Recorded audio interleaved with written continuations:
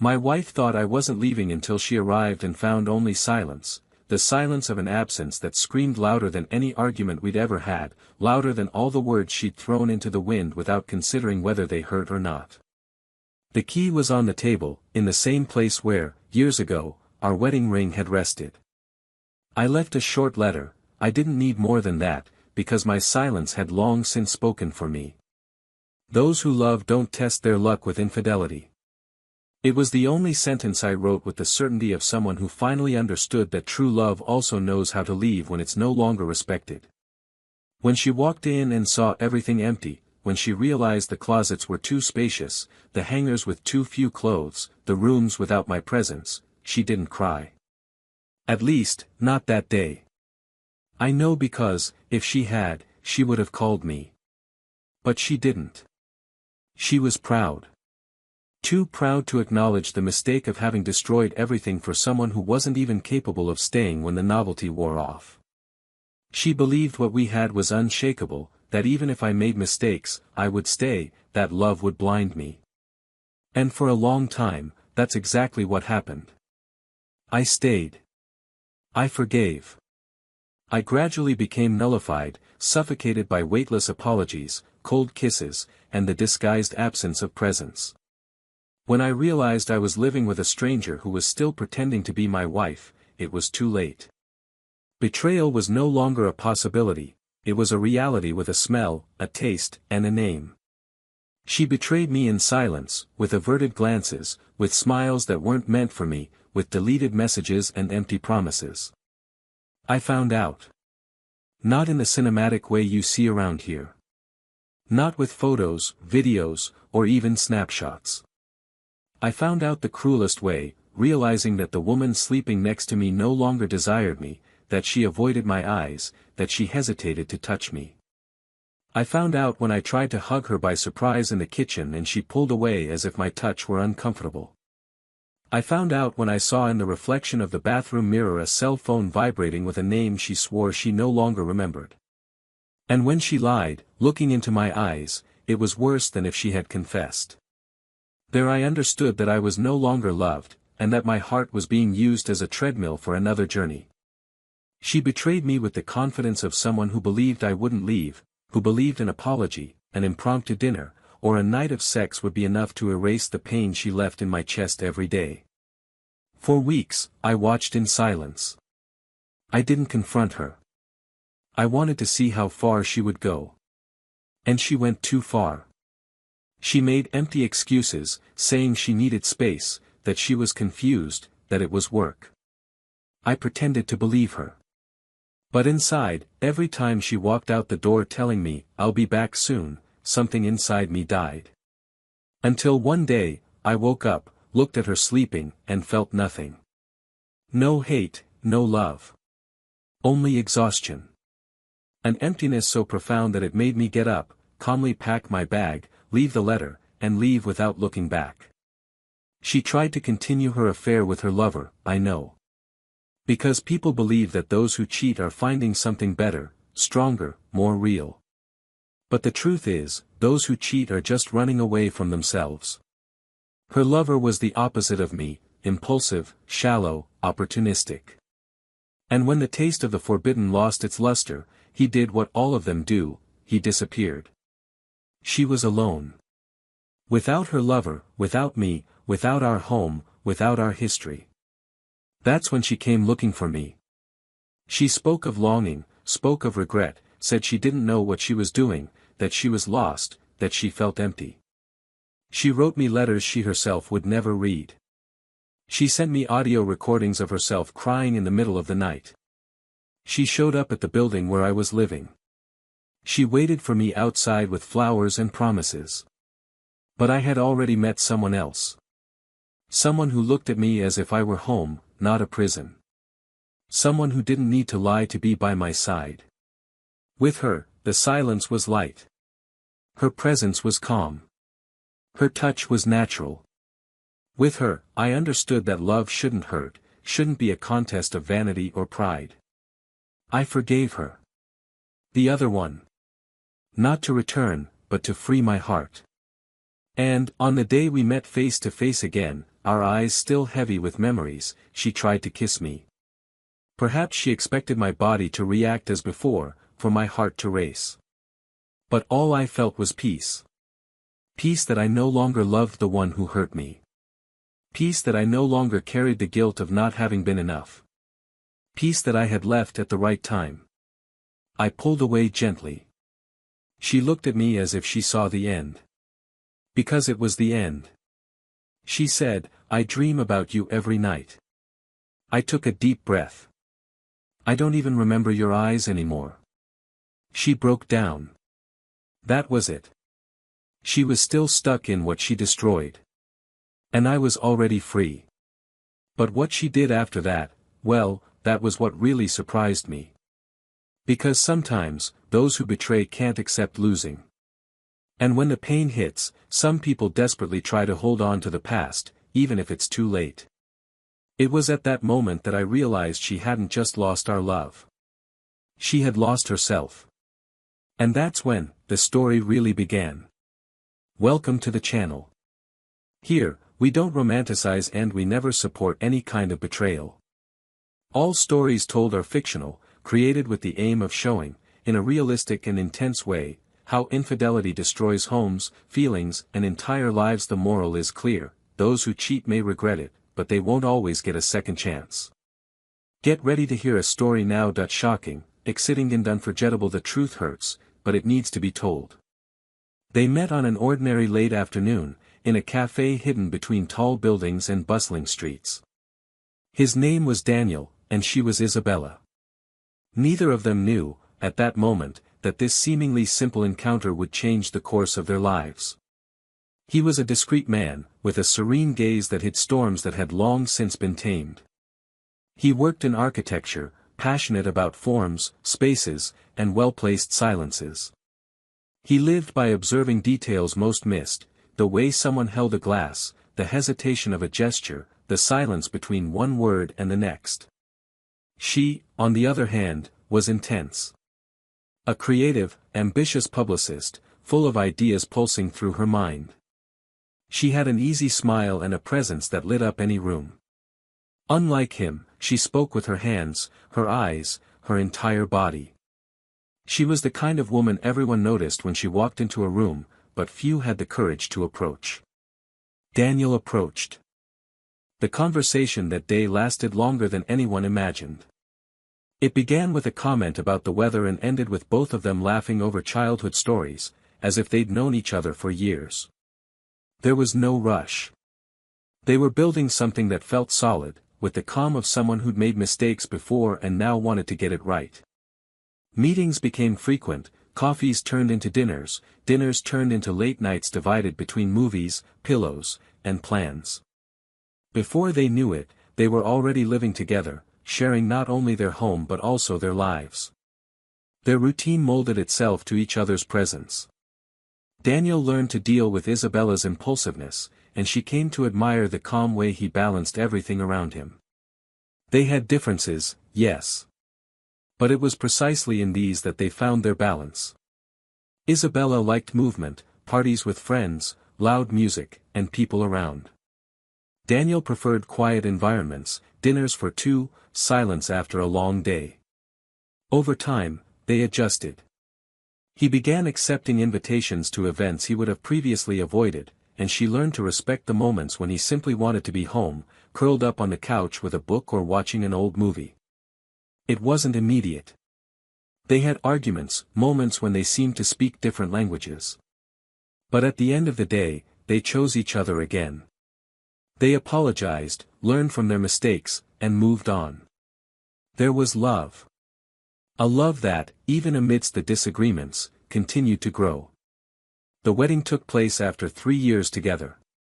It was a small ceremony, surrounded only by close friends and family. Daniel didn't want anything grand, and Isabella accepted. She wore a light, flowing dress, without sparkles or fuss. He wore a light gray suit, with a blue handkerchief in the pocket, a gift from his mother. When she walked in, he smiled as if it were the first time he'd seen her. And perhaps, in some way, it was. They exchanged handwritten vows.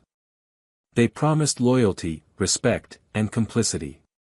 They promised to face the changes that time would bring, the good times and the bad, the boredom and the routine. That night, they believed every word. The first months of marriage were like an extension of their courtship. Everything was new and yet familiar. The house, now theirs, gradually molded itself to their life together. Travel photographs, books piled high, glasses forgotten in the sink, notes stuck to the fridge with phrases like, "Don't forget to buy bread," and "I love you." They had a dynamic that worked. They shared tasks, dreams, bills, good days and bad. Daniel remained a calm, methodical man who lost himself in projects and models, but who made a point of leaving her a freshly brewed coffee every morning. Isabella remained agitated, but now seemed more focused, more mature, more of a partner. She liked to show her husband off to her friends like a trophy. She was proud of him. Of the upright, silent, and loyal man she had by her side. But time, with its ability to sculpt imperfections, began to test the contours of their relationship. There wasn't a single moment when things began to change. It was subtle. Small gestures, almost imperceptible absences, shifts in tone. Daniel began working more, involved in a major project that required late nights, tight deadlines, and extreme concentration. Isabella, for her part, immersed herself fully in the frenetic pace of advertising, in events, campaigns, late-night meetings, short trips. The two were busy building futures, but without realizing it, they began to drift apart in the present.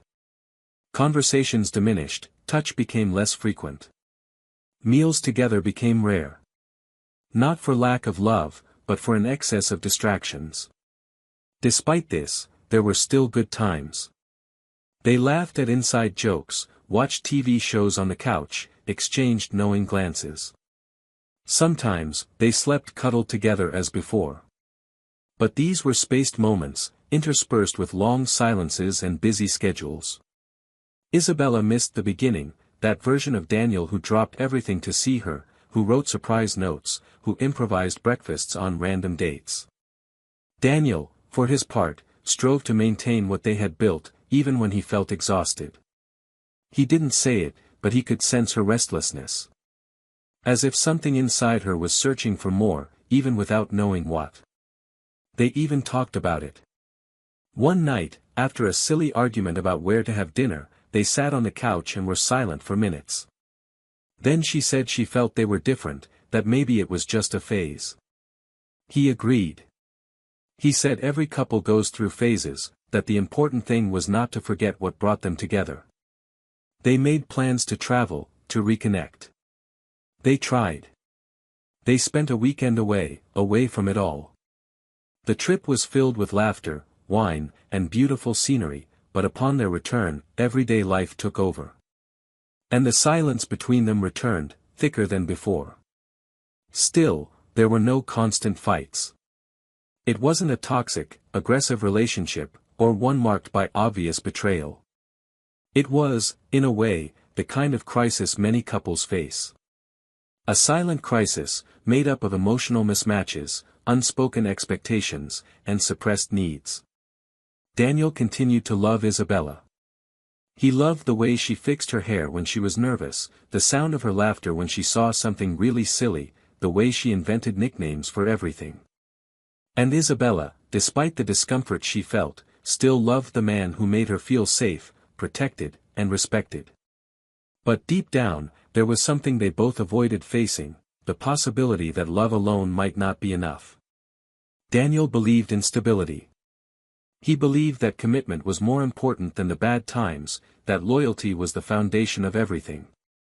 He never doubted that he had made the right choice in getting married. He didn't seek excitement outside of marriage, didn't seek validation in other eyes. For him, Isabella was the definitive choice. And so, even in moments when she seemed distant, he remained. He tried to be present, even if he didn't know how to reach her. He was one of those who loved silently, with small actions, without grand gestures, but with depth. Isabella, on the other hand, was driven by intensity. She needed to feel alive, desired, and instigated. She enjoyed challenges, feeling her heart race. And what had once been comfort now felt routine. What had once been stability now felt predictable. She didn't say it out loud, not even to herself. But she felt it. Sometimes she looked at Daniel and wondered if she was still the woman he loved, or just the partner he shared his life with. She couldn't help but admire him, but she was beginning to wonder if that was enough. The days went by. The two of them went about their daily routines, getting through the weeks as if fulfilling commitments. There were still smiles, there was still respect. But something invisible had settled between them. A slowly growing emptiness, fueled by silences and a lack of courage to express their true feelings. Daniel couldn't see everything clearly, but he sensed it. He was afraid to ask questions whose answers he might not want to hear. Isabella, for her part, believed it was just a phase, that everything would return to normal, that it was just the stress of work, that they needed time. And, in that time, something inside her began to change. She started going out more often, spending more time away from home. He said he needed to breathe, that work was demanding. Daniel respected that. It had always been that way. He trusted her. He saw no reason to distrust her. He believed their love was strong enough to withstand the changes. You'd never guess that behind the tired smiles and short hugs, something much deeper was about to happen. And while he made plans to renovate the apartment and breathe new life into it, Isabella made choices that would change everything forever. Choices she herself would later wish she hadn't made. But at that moment, they didn't know it yet. They were still there. Together, under the same roof. Sleeping side by side. Believing, or pretending to believe, that love was enough. That night seemed ordinary, like so many others.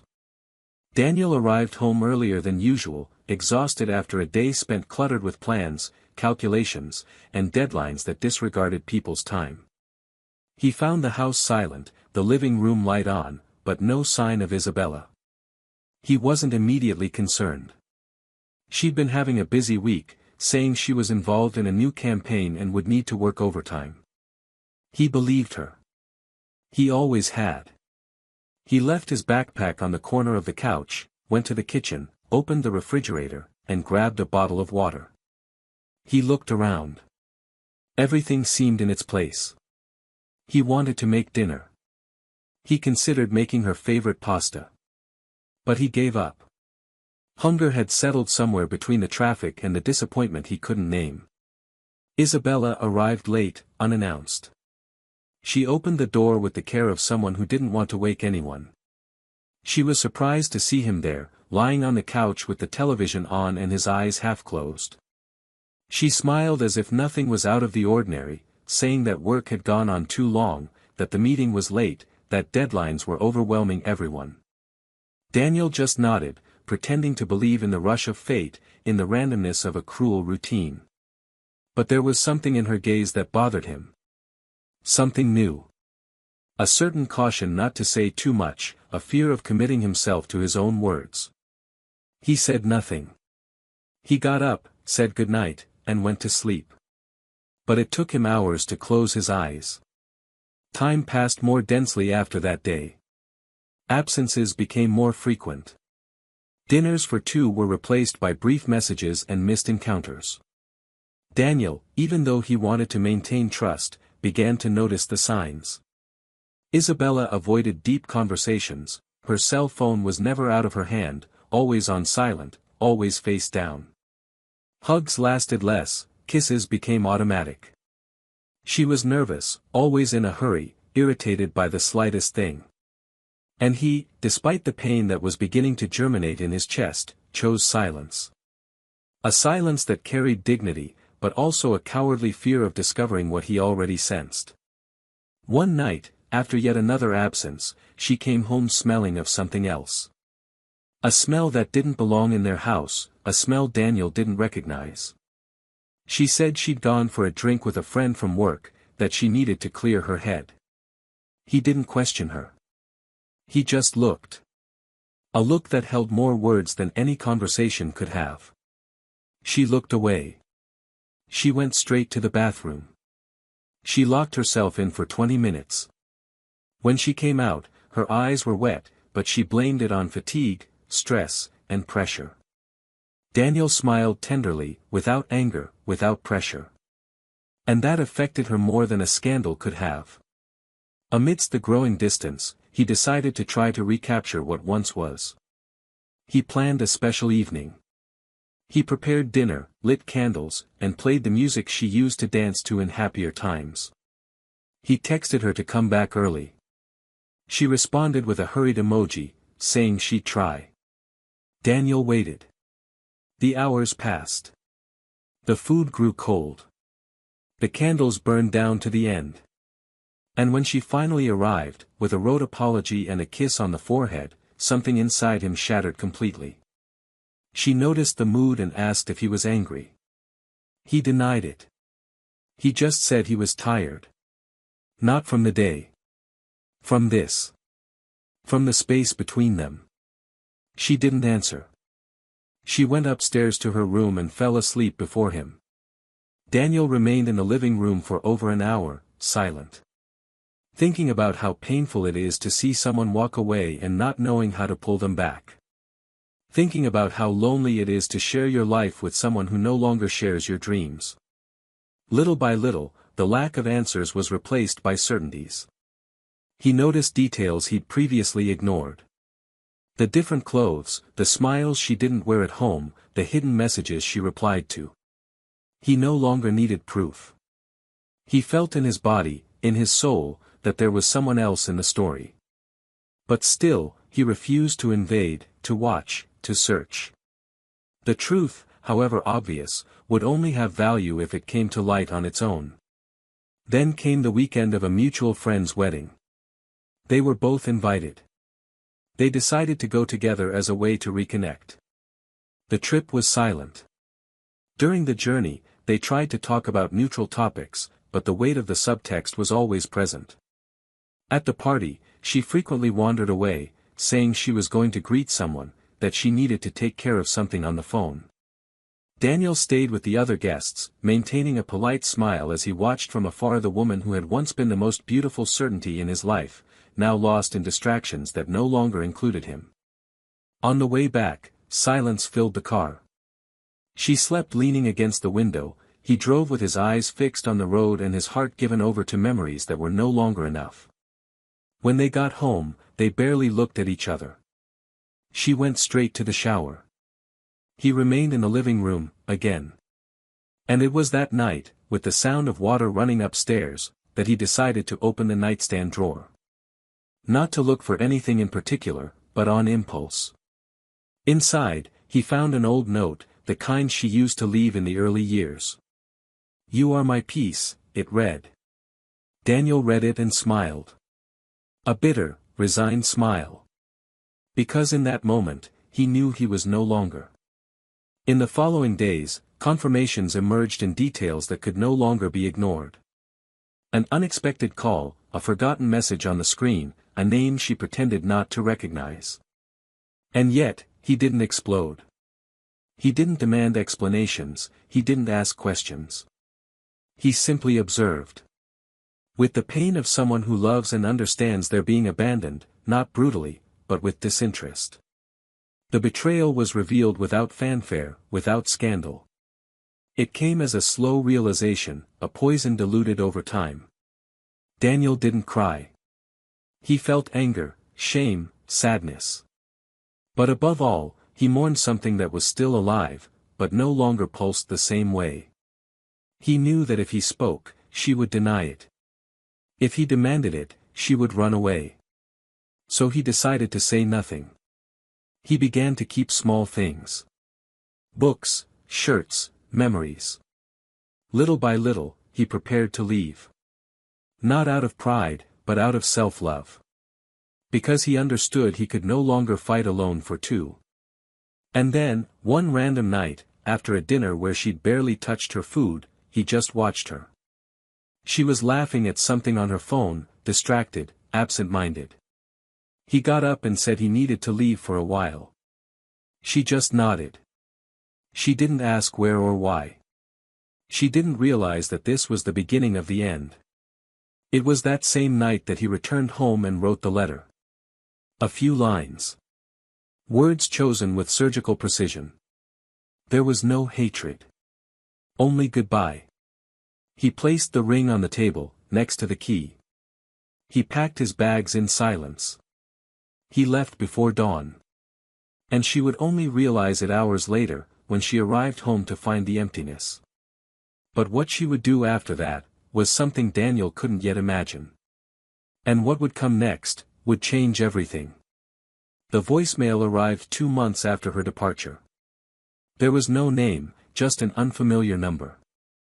Daniel listened for the first second and immediately recognized the tone of her breathing before she even said a word. He deleted it. He didn't respond. She persisted a week later with another message, this time in writing, long, fragmented, full of rushed sentences and words that tried to sound firm but begged for a response. He didn't respond. He had already said goodbye. He continued rebuilding his life cautiously, unhurriedly, supported by the lightness of no longer carrying the weight of a mistreated love. Little by little, he began filling the space around him with peace. He had found someone who didn't make him doubt his own presence. Someone who didn't compare him, who didn't demand unattainable versions, who simply looked at him with truth. Isabella tried to pretend to the world that she was fine. On social media, she posted smiles, motivational quotes, and coffee alone with captions about freedom and starting over. But inside her, the sound of the door closing that last night still echoed like thunder.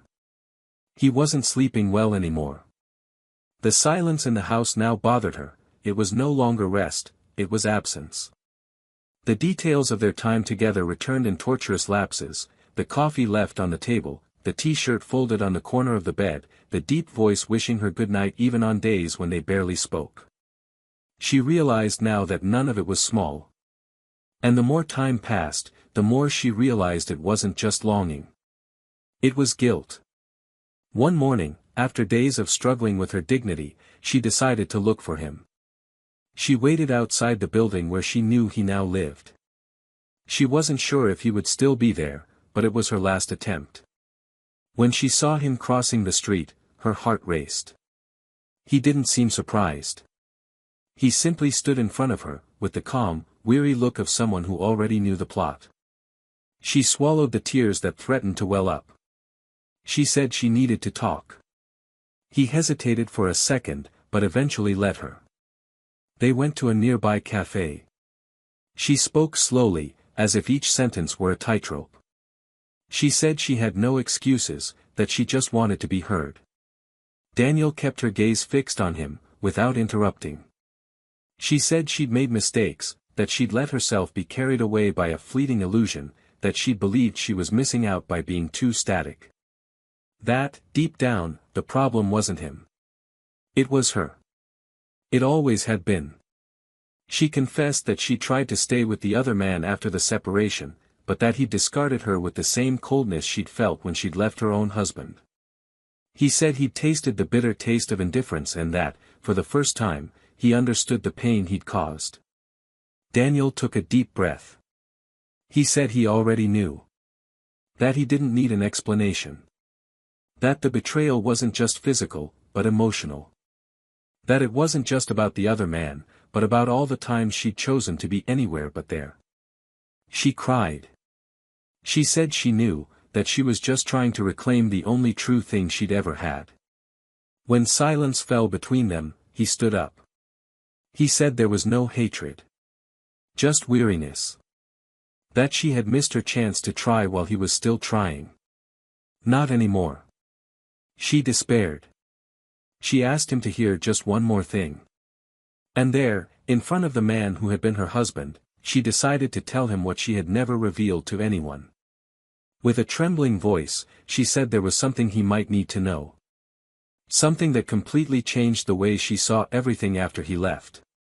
He said that, weeks after the breakup, in a fit of pain and regret, he decided to seek solace in one of his few remaining friends. He was falling apart, his life in ruins, and he called an old friend, someone who had frequented his house when they were still married. Someone who had always been there. They went for a drink, to talk, she just wanted to distract herself. But throughout the night, amidst venting and unresolved memories, this friend revealed something that made her nearly vomit with nervousness. He confessed that the man she had been involved with, her lover, had made a bet with him months earlier. A stupid, cruel bet, that he could take her away from her husband. That he would win her over only through challenge. He said that, to her lover, she had never been more than a whim, a trophy to be displayed in front of a winning bet. That there had never been any feelings. Only manipulation. Isabella felt invaded, humiliated, used. And worst of all, she realized she had betrayed the only man who truly loved her to live a lie created by someone else's vanity. Daniel didn't react immediately. He maintained his posture, but his eyes grew heavy. This was more than I expected to hear. He didn't ask anything. He just stared at the floor for long seconds.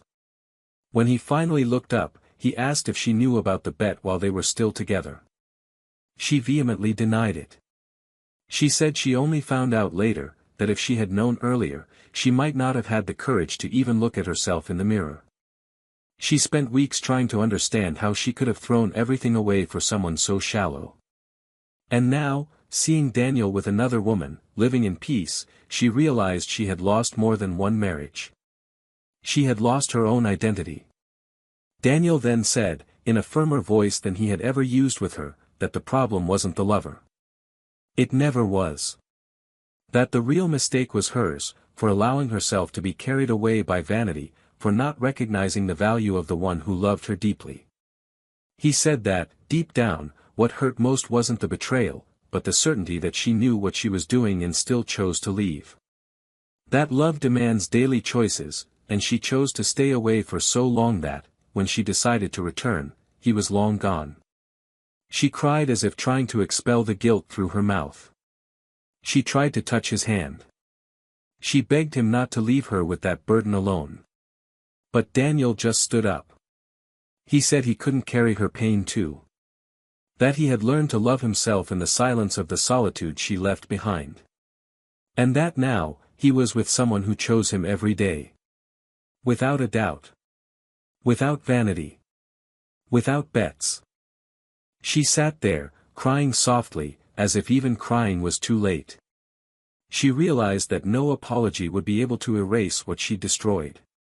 It wasn't just the marriage. It was the admiration, the trust, the history. She'd lost everything for something that wasn't even true. And now, she saw clearly, there was no going back. That night, Daniel returned home. He was greeted with a calm hug, a sincere look, a true home. And it was there, in that silent moment, that he understood, true love doesn't scream. It leaves when it's no longer cared for. But there was still something left to happen. Something she would do, something that would change everything once again. 2 days after that conversation at the cafe, Daniel received an unexpected message. It was short, cold, almost matter-of-fact. I need to give you something that's still yours. Can I do it in person? He considered ignoring it, but decided to respond. Not for her, but for him. He wanted closure, completely. He arranged to meet at a park where they used to walk on Sundays, not out of nostalgia, but because he knew there was enough space, physical and emotional, to end anything with dignity.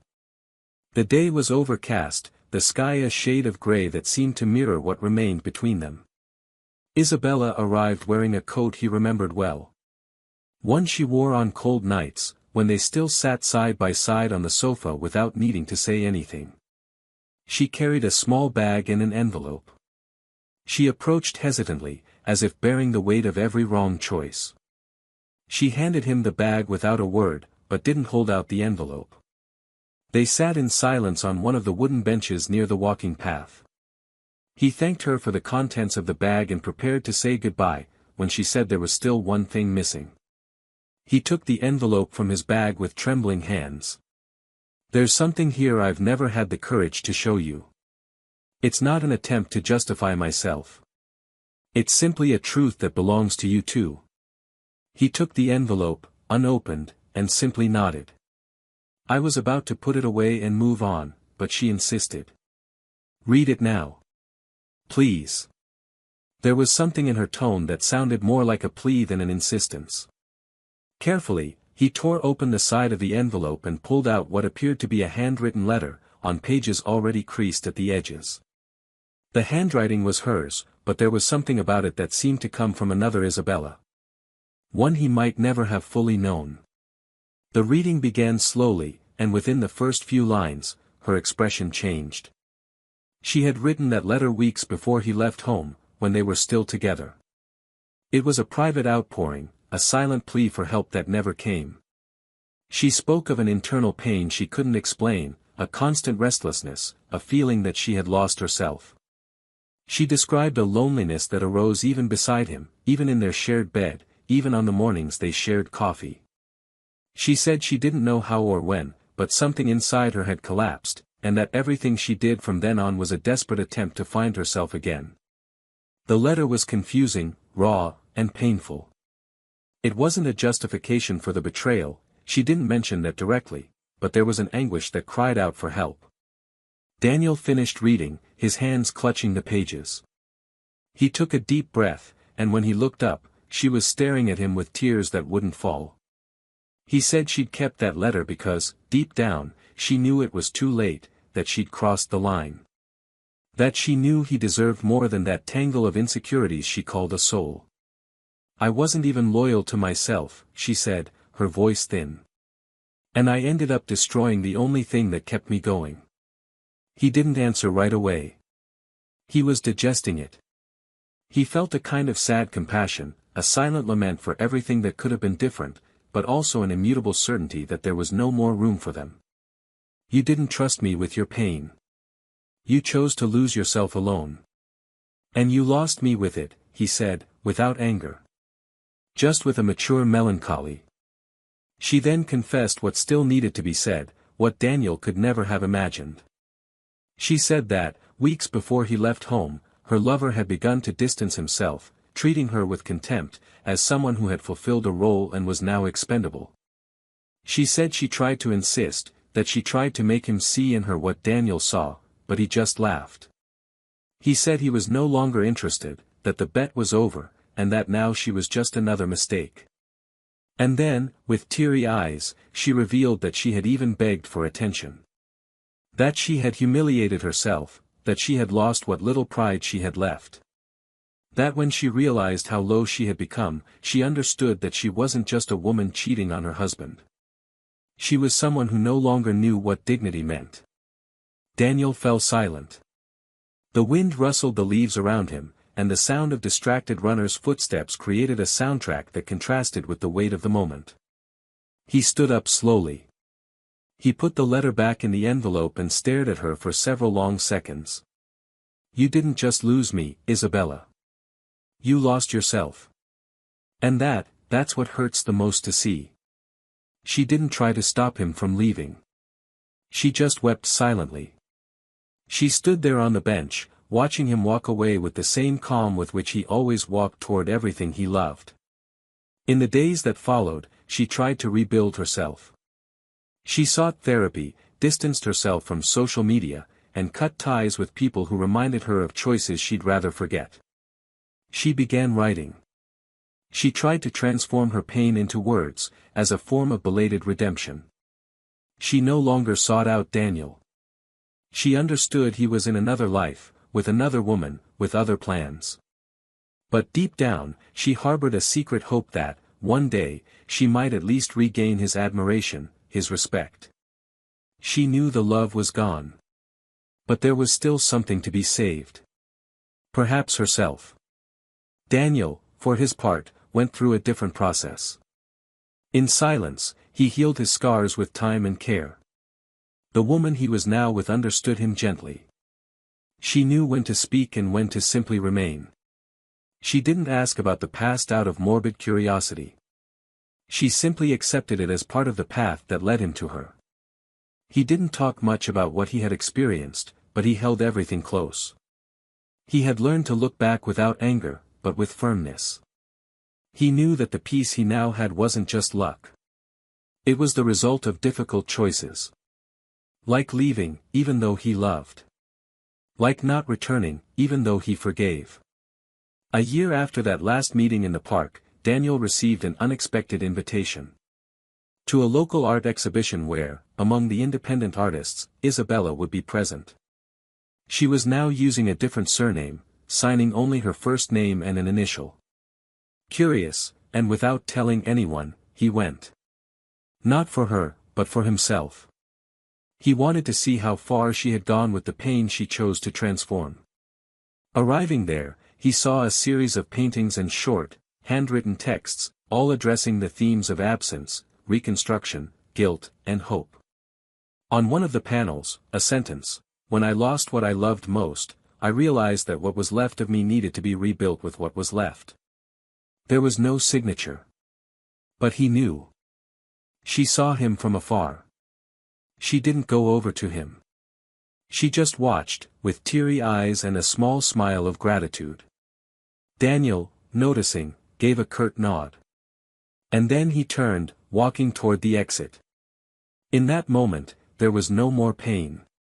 Only memory. And even though everything was in place, there was still one final piece that fate insisted on moving.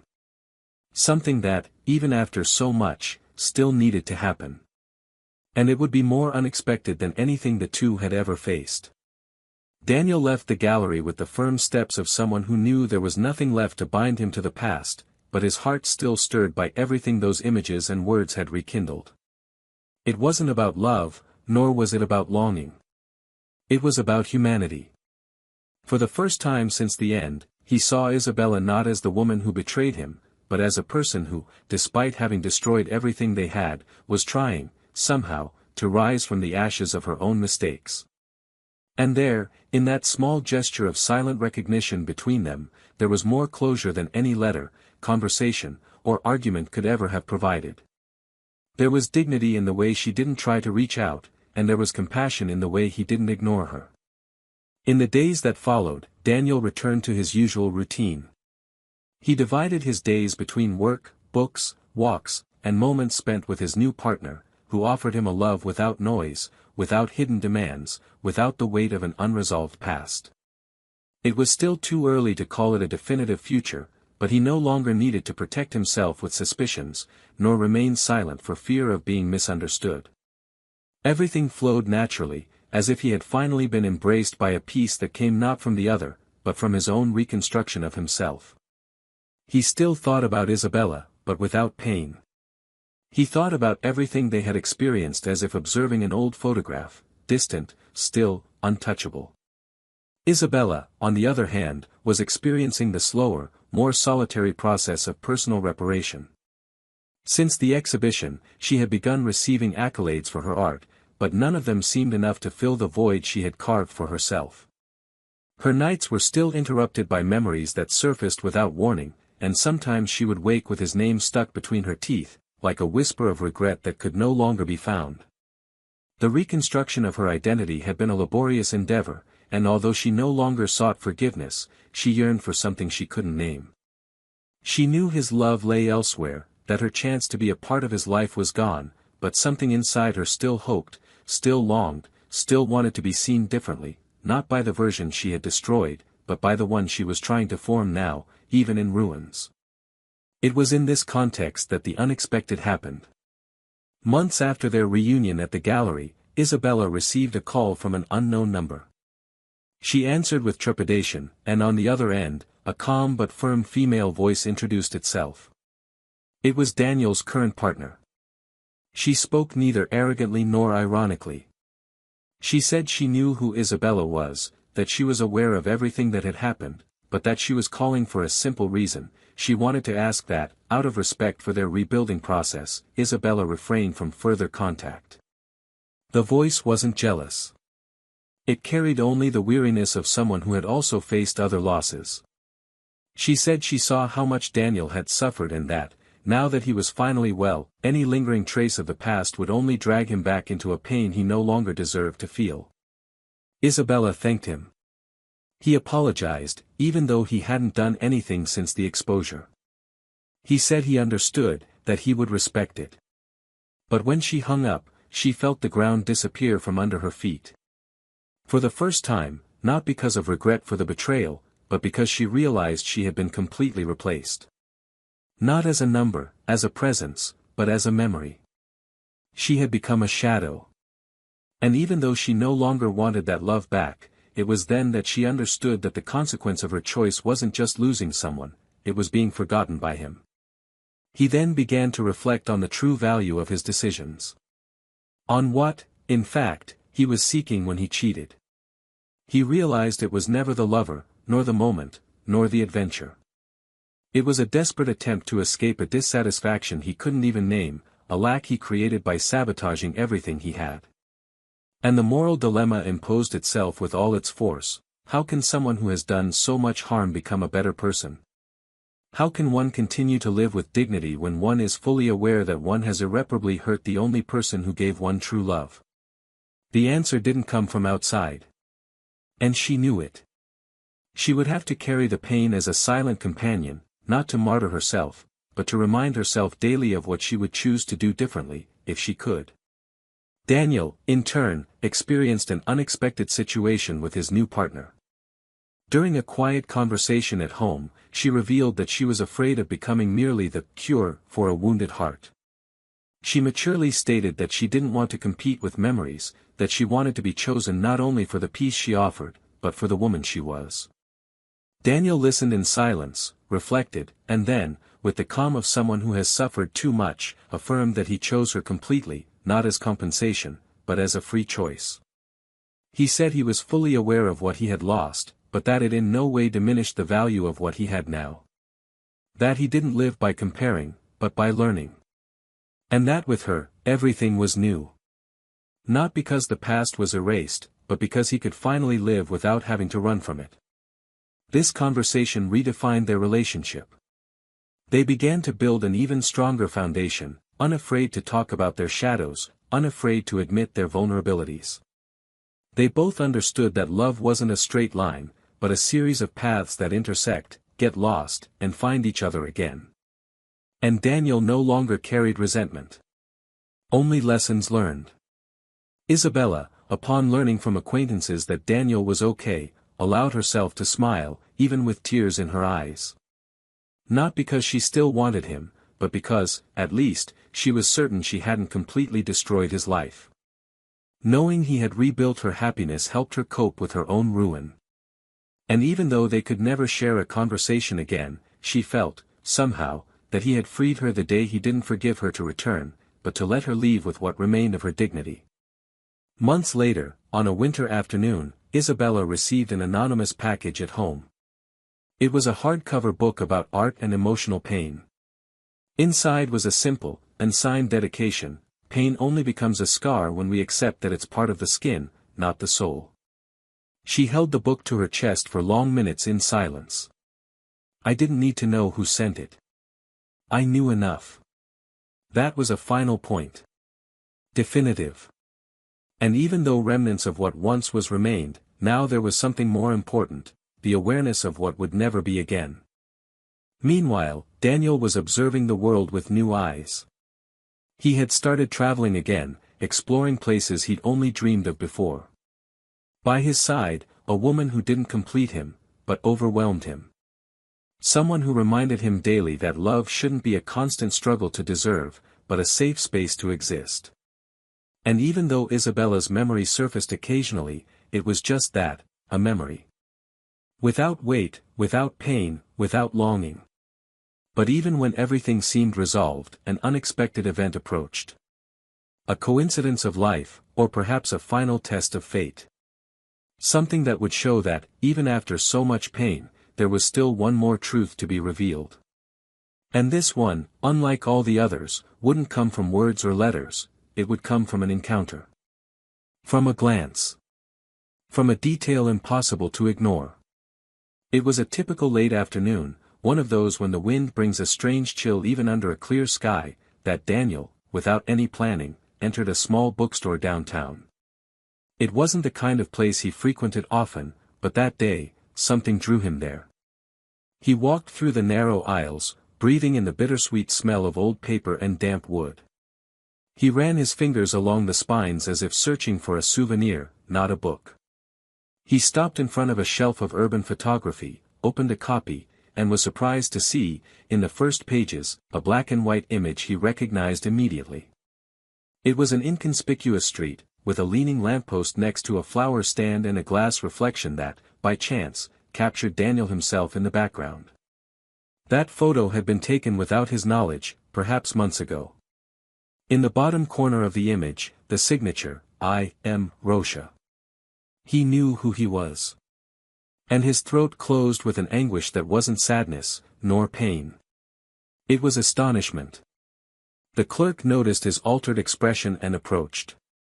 Daniel cautiously asked if the photographer often came by. The young man confirmed it, saying she delivered copies every month, that she sometimes stayed for hours in that very corner of the bookstore. He thanked her, returned the book to the shelf, and left. He hadn't thought to look for her, but something had stirred inside him. Chance continued to touch his wounds with curious fingers. And even though everything was resolved between them, that portrait wouldn't leave him alone. 2 days later, he received a call from his brother, inviting him to a family lunch. It was his niece's birthday, and the house would be full. He brought his new companion, who was already a part of family gatherings, having integrated naturally and effortlessly. Lunch was flowing with laughter and childhood stories when, stepping out to breathe in the garden, Daniel spotted a woman standing on the sidewalk across the street. She wasn't part of the party, nor did it seem like a coincidence. It was Isabella. She was carrying a bag with a package, hesitant, clearly nervous. He crossed the street. The two stared at each other for a few seconds that felt like minutes. She smiled sadly and said she'd heard about her niece's birthday from a mutual friend. She didn't want to intrude or cause discomfort. She simply wanted to leave a gift, as a discreet way of keeping a good memory alive, even from afar. Daniel thanked her with a look. There was no more room for long conversations there. He picked up the bag and, before returning, asked if she was okay. She hesitated, but answered honestly, "I'm trying to become someone who no longer destroys what they love." He nodded and said goodbye. He returned to the party, gave his sister the gift, without elaborating. But for the rest of the afternoon, that sentence reverberated in his head with the weight of something still unfinished. The next day, Daniel's partner commented on the woman she'd seen on the sidewalk. She asked casually if it was her, his ex. He confirmed it. She didn't show any jealousy. She simply mused quietly, "There are people who spend their lives trying to get things right after making too many mistakes. But some wounds don't heal because they keep being touched." He didn't answer. He felt like the wound no longer hurt, but it still existed. And even without bleeding, the scar still throbbed after a few days. A few weeks later, Daniel received a job offer in another city, far away. It involved a sustainable housing project, something he'd dreamed of for years. His new partner, upon hearing about it, immediately supported him. She said she could continue her work remotely and didn't mind the change. But before accepting, Daniel felt he needed to end the cycle once and for all. Not for her, nor for himself. But because he didn't want to carry any echoes of the past into this new chapter. He arranged a meeting with Isabella. He proposed coffee in a neutral place, far from everything they knew. She accepted without hesitation. She arrived punctually, wearing something simple, almost unpretentious, as if she already knew this wasn't a reunion, but a final farewell. Daniel was direct. He said he was leaving. That he was accepting a new challenge, in another city, that he would start over again, with courage and truth. She smiled, her eyes brimming with tears. She said she knew this would happen. That it was inevitable. The city was too small for two people who carried so much unresolved history. The conversation flowed smoothly, without demands, without attempts. Isabella explained that she would start teaching photography at a local school, that she was writing a book of visual chronicles, that she had learned to live alone, and that, for the first time, she was at peace with loneliness. Before they said goodbye, Daniel said he forgave her. Not just the betrayal, but all the times she hid from him, all the times she pretended everything was fine when it wasn't. He forgave even the things she never knew. She cried silently. Then she said he was the greatest love she had ever known. And that, even though she had lost him, that love had shaped her. You broke me when you left me, but it was exactly that cut that made me see who I was. He smiled empathetically. He said that, in a way, they were both alive inside again. Not like before, not together, but free. The embrace was brief, firm, and without promises. And then, each went their separate ways. In the following days, Daniel finalized the moving preparations, packing not only objects, but also memories. He took few belongings, leaving behind everything that no longer made sense. His new life would begin lightly, as it should. There was no longer any guilt, no pain, no resentment. Only the certainty that he had survived what had nearly destroyed him. Meanwhile, Isabella walked the streets as if she finally belonged to herself. She had stopped hiding behind guilt and failed beginnings. Now, she walked with her head held high, even knowing some doors would never open again. She no longer needed them. She had understood, firsthand, what it means to lose someone because she didn't know how to care. And this would be the guiding light for the choices she would make from then on. But fate, with its ironic precision, still had one last scene in store. Something as subtle as it was definitive. On his last night in the city, his bags packed, Daniel went out for a stroll alone. He stopped in front of a newsstand he always passed by without noticing. Among the forgotten magazines and books, he saw a photo featured on the cover of a local cultural publication. It was him. Or rather, his reflection. The same image from the bookstore, enlarged, with a text beside it, "The moment we don't know we're being seen is the one that most reveals who we are." Beside it, Isabella's full name. He smiled, unsurprised. He bought the magazine, folded it carefully, and put it in his suitcase. There was closure. Not with words, nor reunions, but with art. A record of the past captured by someone who, even in their mistakes, knew how to see the truth. And Daniel understood that, despite everything, there was beauty in what had been experienced. Because even failed loves can transform us profoundly. The next morning, he left. With him, he no longer carried the weight of an end, but the lightness of an absolute new beginning. In the new city, Daniel encountered not only unfamiliar streets but a new rhythm of life. It was as if everything that had come before had been merely a long preparation for what was beginning now. The project that brought him here required not only his technical skill but also the sensitivity to understand what the locals wanted in every line, every wall, every space. The work occupied a good part of his days, but it wasn't an escape. It was a true surrender. In his spare time, he explored small cafes, book fairs, and quiet woods. He had found a kind of inner balance, the kind of peace that only comes after surviving a love that crumbles. The woman at his side remained present, but without suffocating. She respected his pauses, embraced his silences, and walked beside him as if demanding no place, but rather a part of every space. She was the opposite of the restlessness that had marked him for so many years. And with her, Daniel learned that love isn't about intensity that burns, but about constancy that warms.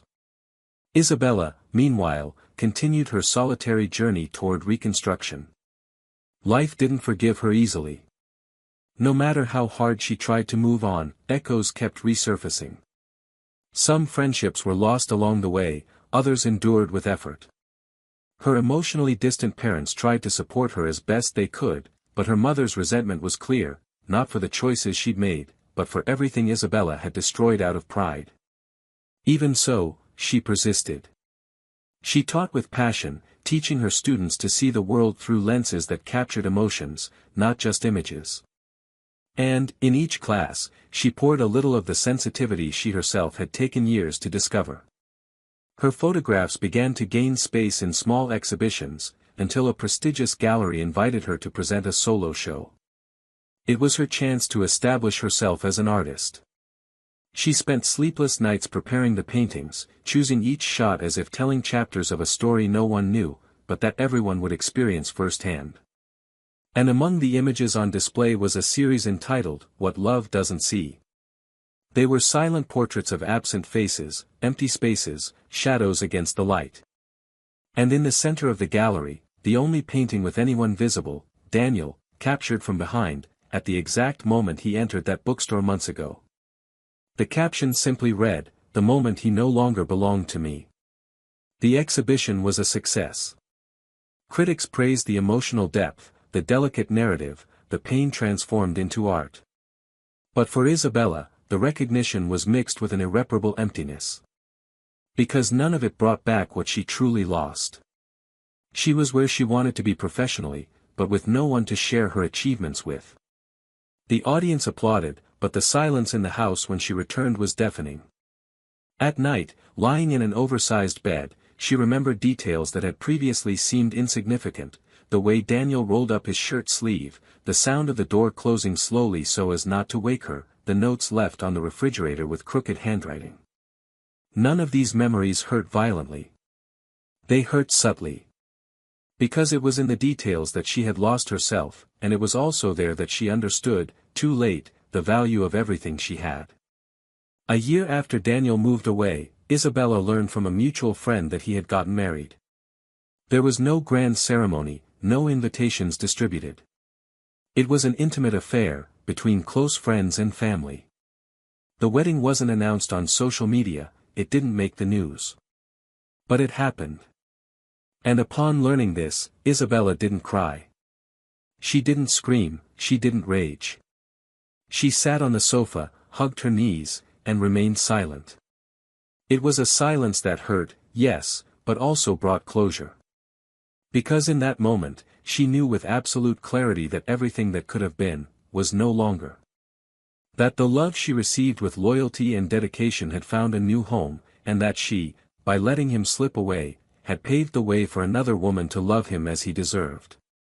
And though this broke her insides, it also offered her one final gift, the naked, raw, and non-negotiable truth that betrayal doesn't just destroy the other person, it destroys the best in the person who commits it. Daniel, now married, was living peaceful days. His new wife was a soul mate, someone who had learned from her own pain and, therefore, recognized the value of loyalty. Together, they built a home where the past wasn't taboo, but neither was it the protagonist. They spoke openly about the traumas they carried, about the failures they experienced before meeting each other. And it was precisely this honesty that united them. One Sunday afternoon, while watering the plants on the balcony, he confessed that it had taken him a long time to allow himself to be loved again. He said he had become skeptical of love. She looked at him tenderly and replied, "I didn't come to convince you to love again.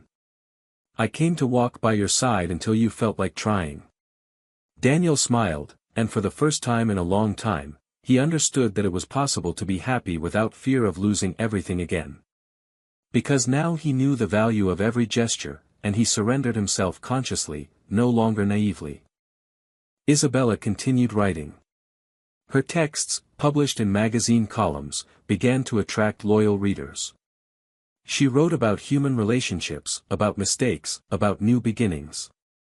She spoke with the frankness of someone who had made too many mistakes and had to reinvent herself to avoid falling apart completely.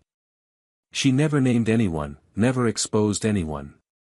But in each text, there was a delicately woven pain, a sincere attempt to pass on the lesson she had learned from her own blood. Loving someone takes courage, but remaining loyal requires character. She received messages from readers who said they had changed their attitude after reading her words, people who had reversed impulsive decisions, who had asked for forgiveness, who had chosen more consciously. And, somehow, this healed her a little inside. Still, she knew that no matter how much she wrote, she would never regain what she had lost.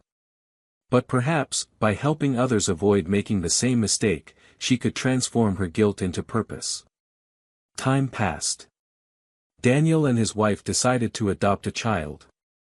The process was long, full of emotional stages, visits, and interviews. But in the end, they held in their arms a little girl with curious eyes and a shy smile. And in that moment, Daniel understood that everything he had experienced, the pain, the loss, the betrayal, had prepared him for that moment. The pain had not been in vain. It had taught him to recognize the value of pure love, of silent commitment, of the gesture that speaks louder than any promise. Isabella, upon learning of her adoption, wrote a text she never published. She kept it to herself. In it, she said, "Losing someone who loves you is like dropping a crystal glass and trying to pick up the shards with your bare hands.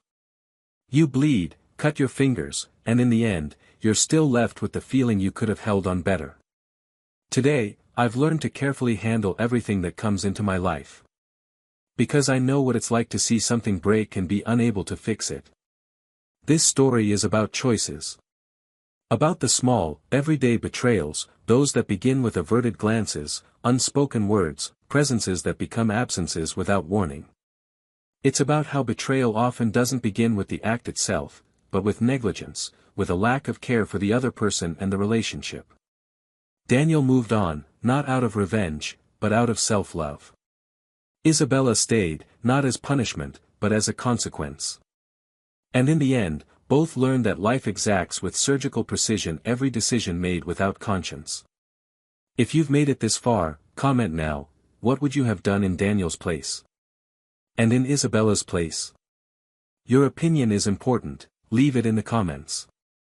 And of course, if you were moved by this story and want to hear more stories like it, subscribe to the channel and turn on notifications. This really helps our work continue to grow. And before we conclude, a thought: betrayal doesn't just destroy a relationship. It erodes respect, kills love, erases admiration, and leaves invisible scars that not even time can completely heal. No one cheats by accident, and no one comes away unscathed. Every choice has a price, and some cost beyond repair. This channel does not support any kind of betrayal. Our stories here exist to show that loyalty is a choice, and that those who don't choose to love right often end up learning too late the value of having been loved.